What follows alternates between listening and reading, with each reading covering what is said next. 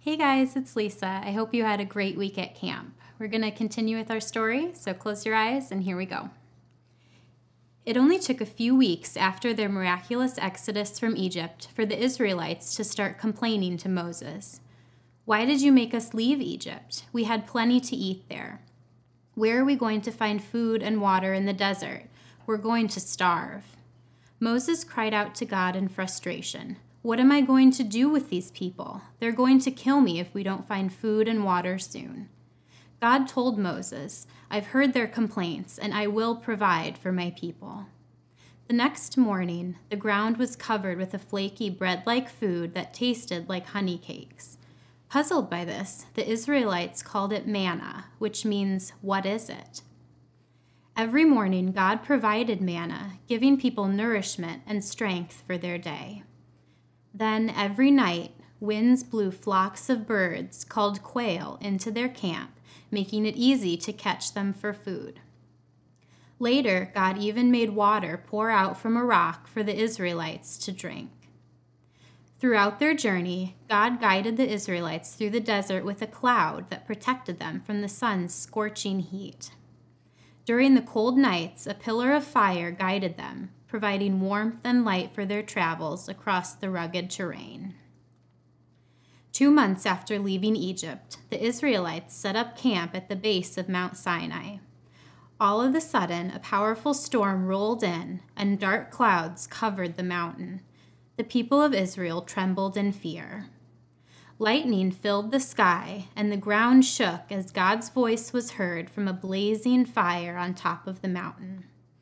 God said, like an eagle carrying you on her wings, I rescued you from slavery in Egypt. You are my treasures and my blessing to all of creation. You are to live differently and reflect my way of life. Then God gave these commands. Don't worship anything but me. Put me above everything else. Don't dishonor me or my name.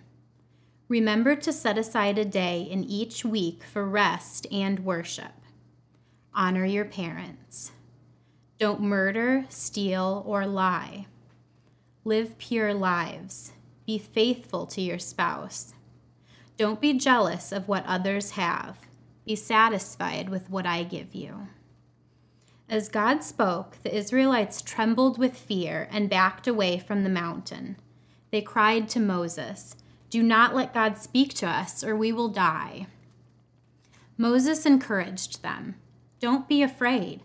Let your fear and amazement of God lead you to follow God's ways. So the people all agreed, we'll do everything that God commands.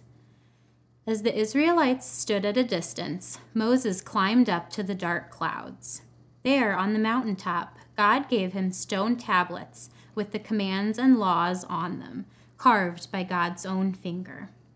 These special instructions were given to help the Israelites remember the best ways to live with God and each other. Moses spent 40 days with God on the mountain. But when Moses came down, he found his brother Aaron and some of the Israelites having a wild party, trying to worship God through a golden calf they'd made. The Israelites shouted, we want to follow a God that we can see. Moses was so angry that he smashed the stone tablets on the ground. Then he ground their idol into gold powder, mixed it with water, and made them drink it. Confused and sad, Moses climbed back up the mountain and begged God to forgive the Israelites. God said to him, I'm full of compassion and love. I'm slow to get angry, but I don't overlook rebellion. If my people will just live out my commands, I'll show my amazing power through them. God gave Moses a new set of tablets with the commands and laws written on them. Then God said, build a special place for me to live with the people I love. So Moses gathered Israel's most skilled builders and craftsmen to build a sacred tent called a tabernacle in the center of the camp.